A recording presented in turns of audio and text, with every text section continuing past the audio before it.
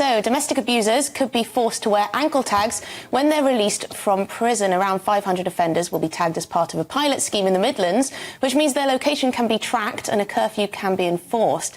The scheme is expected to be rolled out across England and Wales next year. So is this a good idea? I'm going to talk to former Met Detective Peter Bleksley to get his view on this. Peter, is this what we should be doing with prisoners who have already been released? Presumably they've served their time, and then we slap a ankle tag on them just to be safe? Well, the trouble is that prisoners are often released before the full end of their term, if they've behaved themselves when they've been behind bars. So they still, in effect, are released on licence. And, of course, when somebody is released in that way, conditions can be imposed upon them. Now, the thing is about odious crimes of domestic abuse is that it is so often about control. They control abusive, violent, coercive relationships.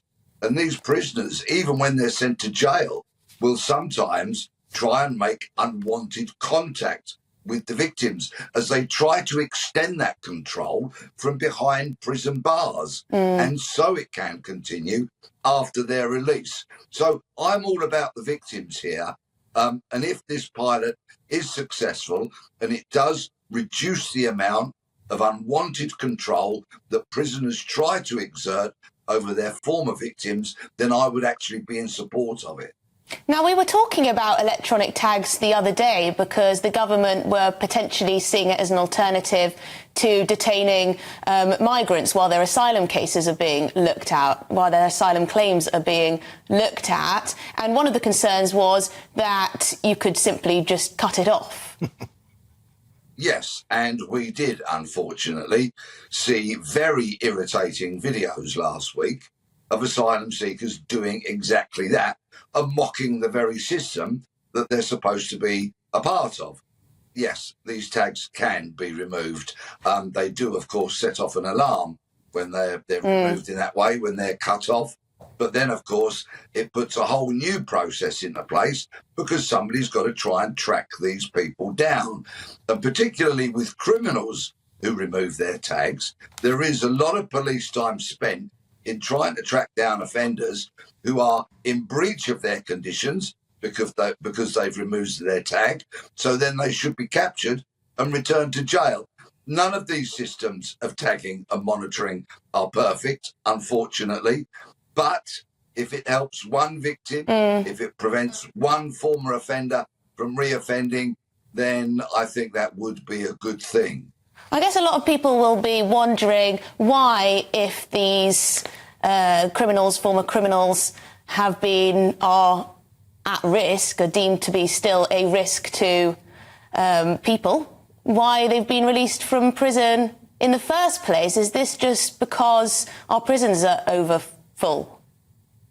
Well, yes, and I'm a strident critic of the police sometimes, but clearly they do some work because our prisons are full, together with other law enforcement agencies.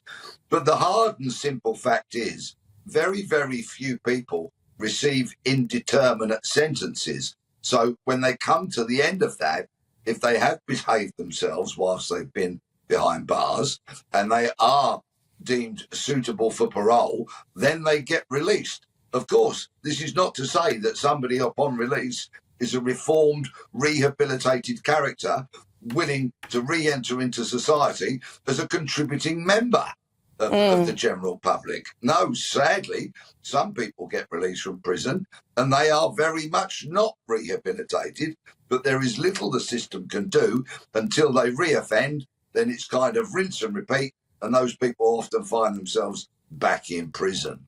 Well, I'll be interested to see how this pilot scheme plays out, how it goes, essentially. Thank you very much indeed, former Met Detective Peter Bleksley there, giving his take on tagging released prisoners.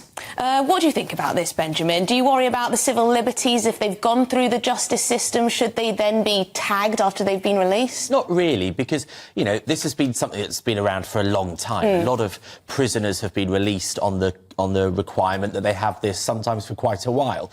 And I think people who've been a victim of domestic abuse often are very fearful when the offender comes out that they could turn up at any time. And this would clearly reduce the chances of that, because an alert would go off as soon as they tried to get anywhere near that victim's home. But I think the real problem is that, you should be trying to rehabilitate these people, because otherwise there will be a point when this tag has to be taken off, when it's all been served, and then you could be back to square one if they've not changed their character, if they've not changed their behaviours, if they're still ostracised from being a constructive member of society. Yeah, definitely. I mean, you wouldn't really want to tag people indefinitely, would you, Peter? Well, I think it's sort of almost beside the point, really. I mean, tagging is another one of these signs of weakness, in the legal system, tagging people. I think you made the point, actually, I mean, it's quite right. If someone is considered to be a threat by either the police or the parole board or whoever it is, what the hell are they doing being released from prison? It's as simple as that. It also makes one wonder, would people in the family home, for example, if it's domestic abuse, would they be welcoming them back anyway? I mean, this is something obviously to consider. I think the other thing as well, is, as you said, is that apparently these tags might well be the sort you can just cut off with scissors, as we've already discussed. To me, it seems that it's not a question of civil liberties or any of these things. It's simply a question of a lack of will and a lack of strength in actually enforcing real punishment. And if you've been abused by your partner, knowing that they've been tagged would be of some comfort and reassurance. Why should you try and rehabilitate? I mean, you mentioned... Well, there's no point in the whole system if you don't try and rehabilitate. No, that's not the point of punishment. But hang on, prison and the law is to punish, right? We've lost sight of this, really. It's not to rehabilitate someone who's been knocking about a woman, for example, a guy who's been knocking about his wife or abusing or whatever his wife. I don't really care whether he's rehabilitated or not, actually. But that doesn't make any sense, Peter, because if they're not rehabilitated, they re-offend. Those are the options you have. Now, punishment is obviously an essential part of the journey to getting someone to be rehabilitated. They have to learn their lesson. But if you're not trying to reconstruct their life, then where do we get as a society? I'm not worried. I'm far more worried about the victims. I'm far more worried about the people who are the sufferers of domestic abuse. And but frankly, I don't care if they re-offend. Well, no. But the thing is, the way of doing that is just simply to, if you take that line, is to just hand out far more stiff sentences and keep them in prison for the full term of the sentence, not let them out with some stupid thing around their leg or wherever it goes. Well, this is the point, isn't it? That we don't have enough prison space, so we're letting out criminals far too early and not giving people sentences that they deserve. But when we have more people in prison, if you were to compare us to America, which has, it obviously has the death penalty, it has much longer sentences for various crimes like drug dealing or rape or murder, and yet they have much higher rates than us. And so if that were the golden bullet, if that were the solution that fixed this, you wouldn't see that scenario. You look at countries like Scandinavian countries, and they have much lower reoffending rates, a much greater focus on rehabilitation. Well, I think that, frankly, people who are prone to domestic abuse, who are basically meting it out, are likely to do it again. I've got no data, for that.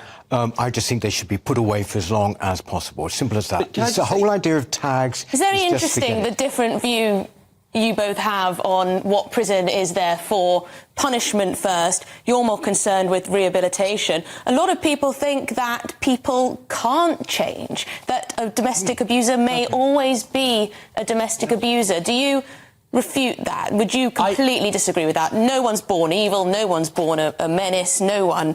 everyone can change. I think, the whole system, the whole society would be aimless if we were to believe that were impossible, right? Because domestic abuse is among the most abhorrent crimes because, it puts the other person in a prison while they're the victim of it and potentially afterwards because they fear they're going to come back.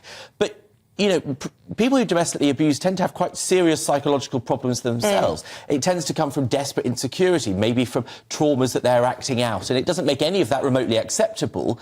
But to think that they somehow became that way in isolation, in some kind of vacuum, is clearly not a That is, of course, true. That is, of course, true. But then you go down the rabbit hole of well, essentially always giving an excuse. And then where does the punishment come in? It is possible, in answer to your original question, for people to be bad. I mean, it is entirely possible. The idea that somehow or other one's got to look at their background to see how they were treated by their parents, whatever. I mean, we have doesn't been help doing... the victim, does it? This is, I'm talking about the perpetrators. We have been taking this approach, man.